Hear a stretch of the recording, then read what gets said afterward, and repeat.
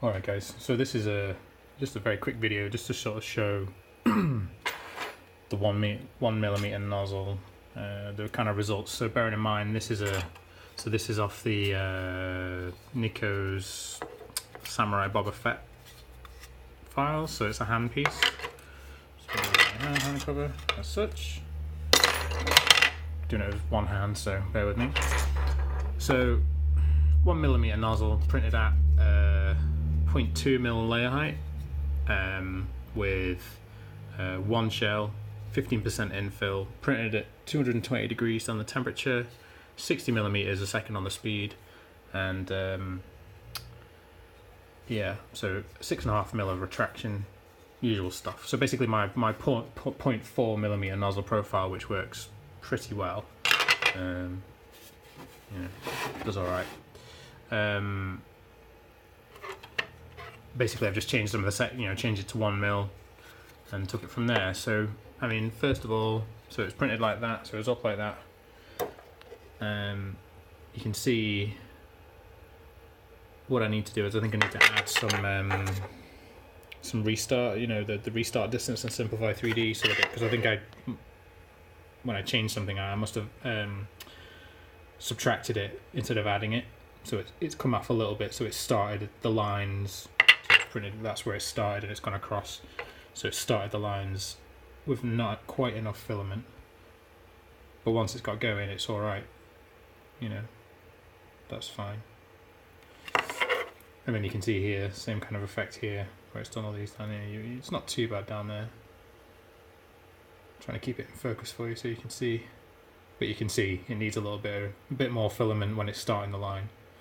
This line here, it was starting to, what I didn't do was I didn't add any Z-hop on for the new line, so it was basically clicking on something because it was extruding a lot of filament, because obviously it's untuned, it's untested, so it's extruding a lot of filament, so it was sort of clicking a little bit on the very end, so I thought, right, I'll just do a little bit of Z-hop, and I did a bit too much. I did like 0.1mm instead of I should have just done it like a tiny bit, so but that's why that's there, but it's fine.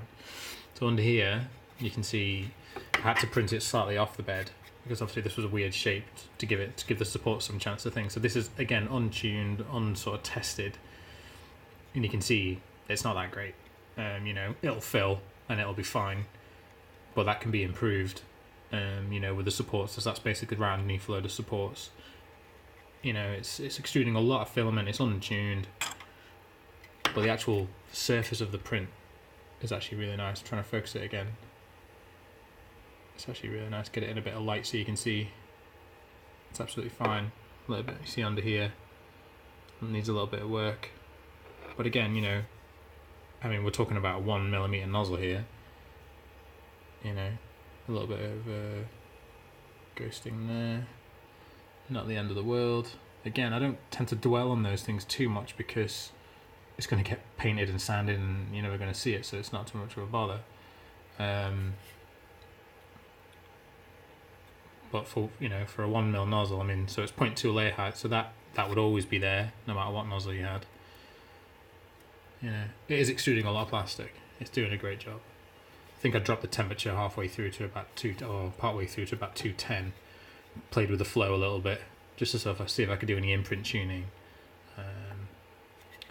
That's underneath some supports there. Again, that can be improved and that needs to be changed. Maybe add a support layer, a dense support layer, or a couple of dense support layers before it does that, and then maybe just play with it a little bit, I mean, but really I had that part at 0.4mm with 3 shells at 15% infill with a 0.4mm nozzle was going to take something like 9 hours, 9-10 hours. I got this part in my hands in just under 4 hours for that, you know what I mean? And that's fine, you know what I mean? I'd be like, right, I'm ready for that, that's good, I can work with that, that's super easy, sand, fill, done, and I can have it in my hands a lot quicker. So a bit of work to be done on the profile, but all in all, 1mm nozzle gets a big thumbs up from me. Thank you.